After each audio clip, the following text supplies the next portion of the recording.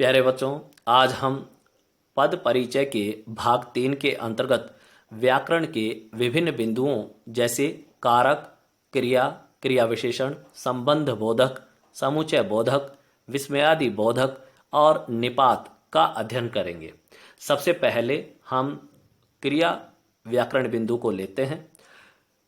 क्रिया अर्थात जब वाक्य में किन्हीं पदों से कार्य के होने या किए जाने का पता चलता है उन्हें क्रिया कहते हैं। क्रिया के मुख्यतः कर्म के आधार पर दो भेद होते हैं। पहला सकर्मक क्रिया, यानी जब वाक्य में क्रिया के साथ कर्म उपस्थित हो, वाक्य में क्रिया के साथ कर्म भी आए, वहाँ सकर्मक क्रिया कहलाती है। जैसे खाना, लिखना, गाना, बजाना आदि। उदाहरण के लिए एक वाक्य देखते हैं कि मैं पुस्तक पढ़ता हूँ। यहाँ पर पढ़ता हूँ क्रिया है, पुस्तक कर्म है। वाक्य में पुस्तक कर्म पढ़ता हूँ क्रिया के साथ उपस्थित होने के कारण यह सकर्मक क्रिया का रूप है। तो पढ़ता हूँ सकर्मक क्रिया होगी। दूसरा मुख्य भेद है अकर्मक क्रिया, यानी वाक्य में क्रिया के साथ जब कर्म नहीं होता वहाँ पर अकर्मक क्रिया का रूप होता है। जैसे जाना, आना, हंसना, रोना, सोना, जगना इत्यादि।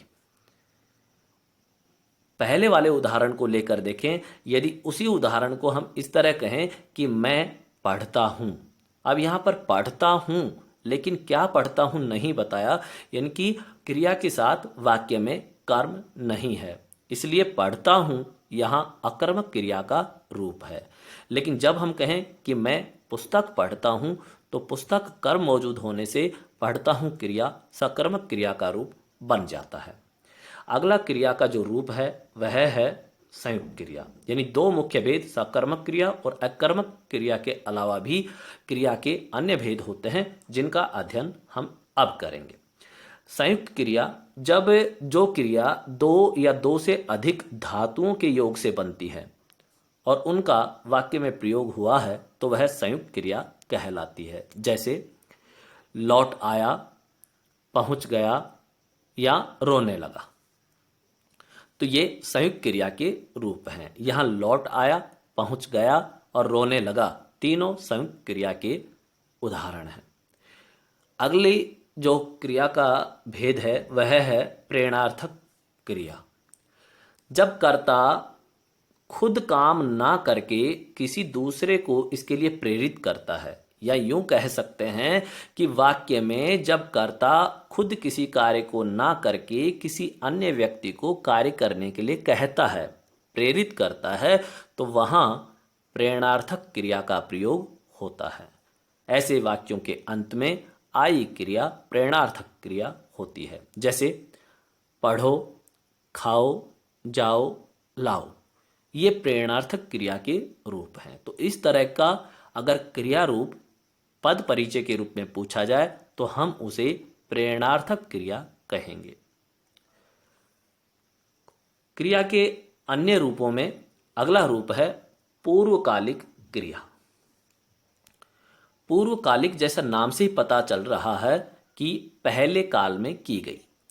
इसको अगर हम समझें तो पहली क्रिया समाप्त कर दूसरी क्रिया शुरू होती है, तो पहले संपन्न की गई क्रिया पूर्वकालिक क्रिया कही जाती है। पूर्वकालिक क्रिया के प्रारंभ में अंत में कर जुड़ा होता है।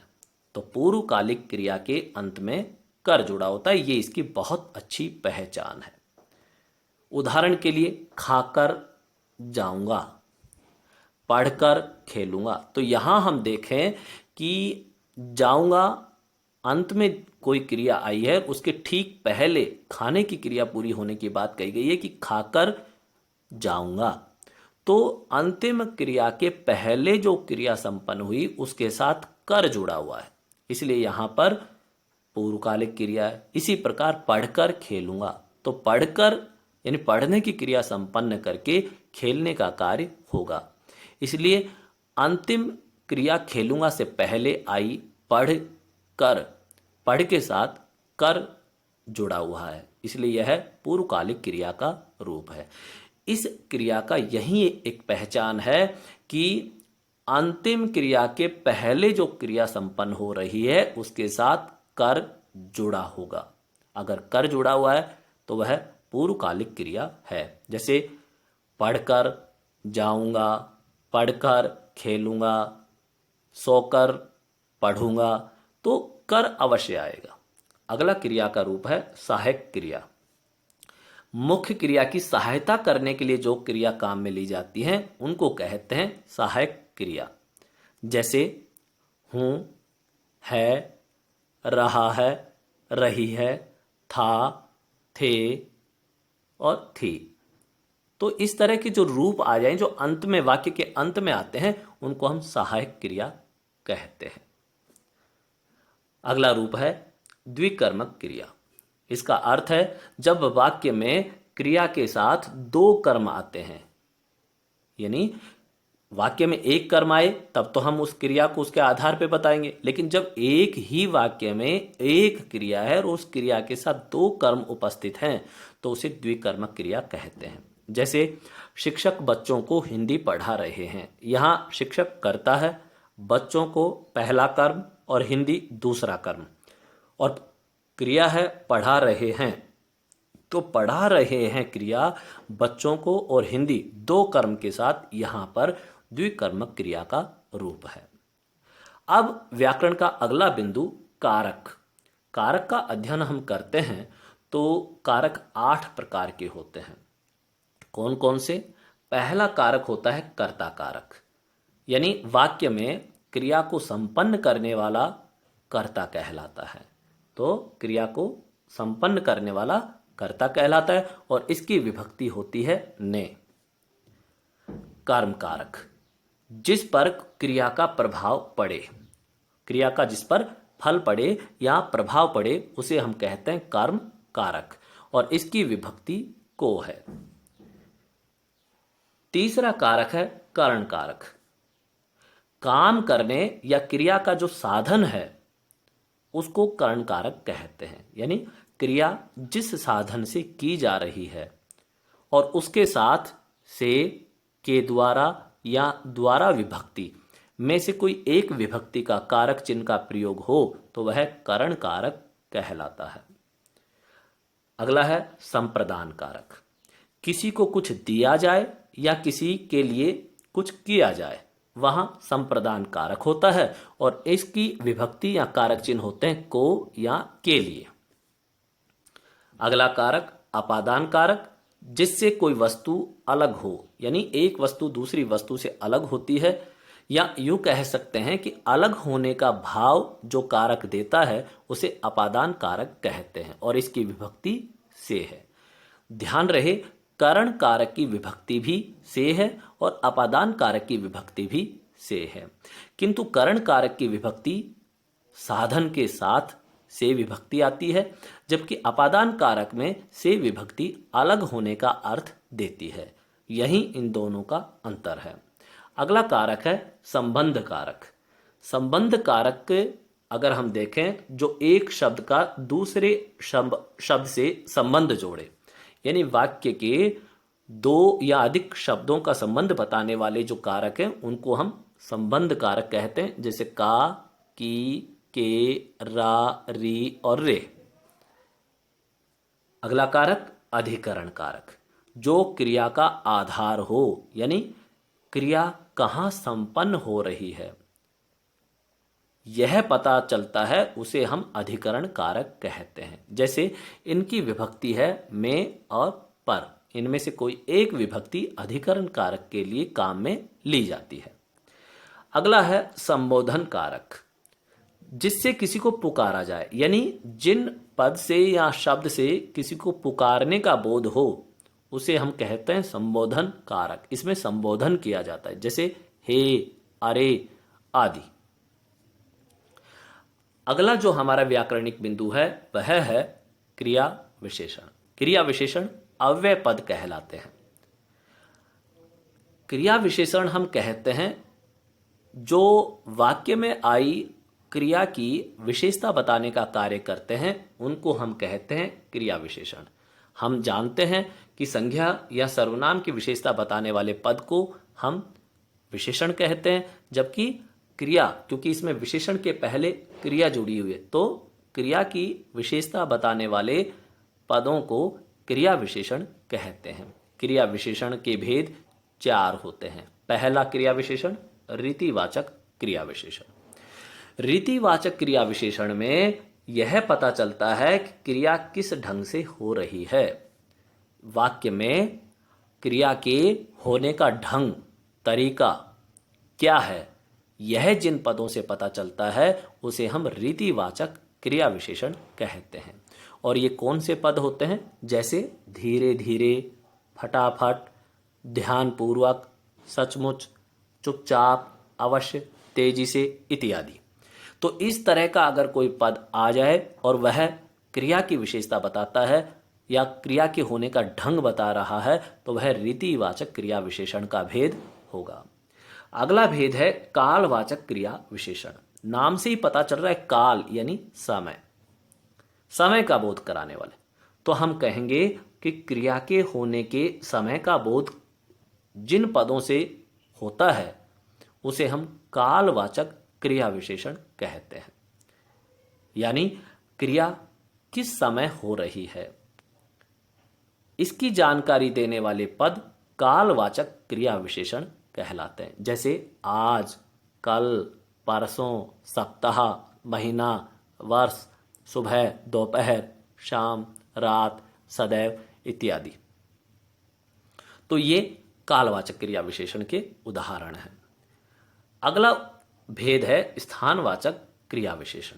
यह भी नाम से पता चल रहा है कि क्रिया के स्थान का बोध जो पद कराएं उनको हम स्थानवाचक क्रिया विशेषण कहते हैं। तो क्रिया के होने के स्थान का बोध कराने वाले, क्रिया किस जगह पे हो रही है, किस स्थान पे संपन्न हो रही है, इसकी जानकारी देने वाले पद स्थानवाचक क्रिया विशेषण कहलाते हैं। जैसे ऊपर, नीचे, इधर, उधर, दाएं, बाएं, अंदर, बाहर, यहाँ, वहाँ, जहाँ, दूर, पास आदि। तो ऐसे पदों को जो यह बताएं कि वाक्य में क्रिया किस स्थान पर संपन्न हुई है उसे हम स्थानवाचक क्रिया विशेषण कहते हैं।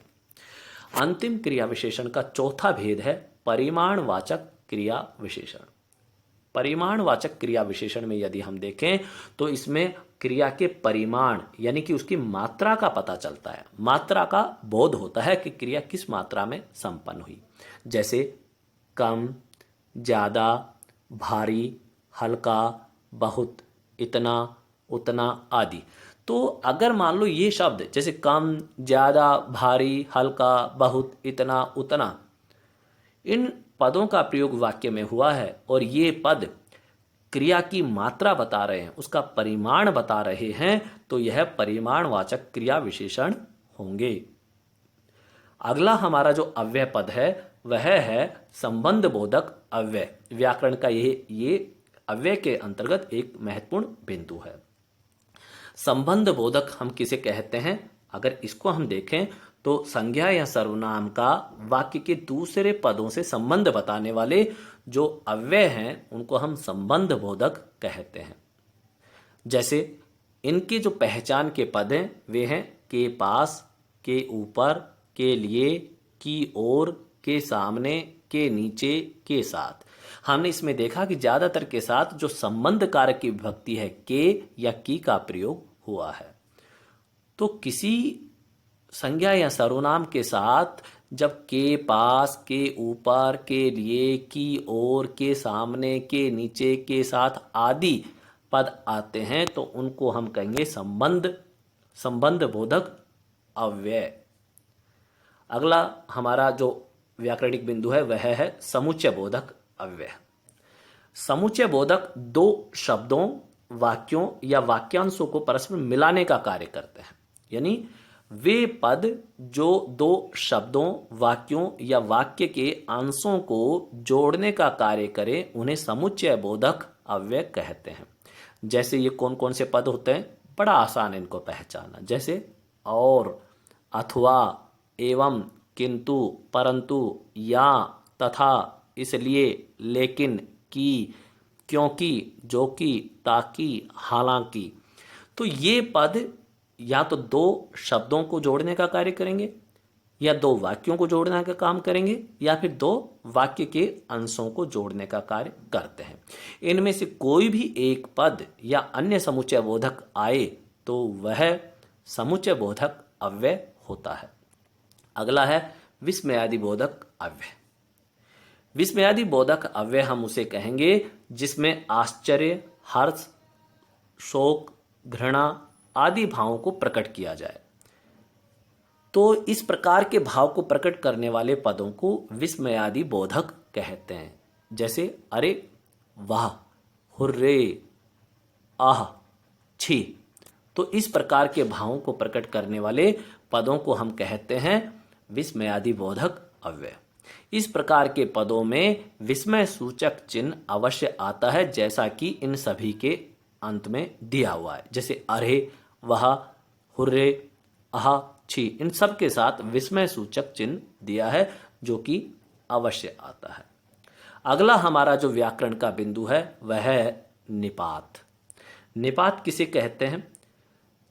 वाक्य के अंतर्गत जब किसी बात पर या किसी पद पर अधिक जोर दिया जाए, और अधिक जोर देने के लिए इन पदों जैसे भी, तो, तक, ही, केवल, मात्र आदि पदों का प्रयोग किया जाए तो ये निपात कहलाते हैं। यानी वाक्य के अंतर्गत किसी बात या पद पर अधिक जोर देने के लिए इनमें से कोई एक पद का प्रयोग किया जाए तो ये पद निपात कहलाते हैं।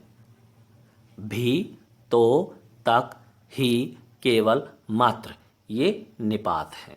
और इनका पद परिचय करते समय हमें केवल दो बातें बतानी, एक कि ये निपात हैं, दूसरा कि ये किस पद पर या किस बात पर जोर दे रहे हैं। हमारा पद परिचय इसके साथ पूरा हो जाएगा। तो यहाँ इन व्याकरण बिंदुओं के परिचय के साथ, जानकारी के साथ यह अध्याय यहाँ समाप्त होता है। धन्यवाद।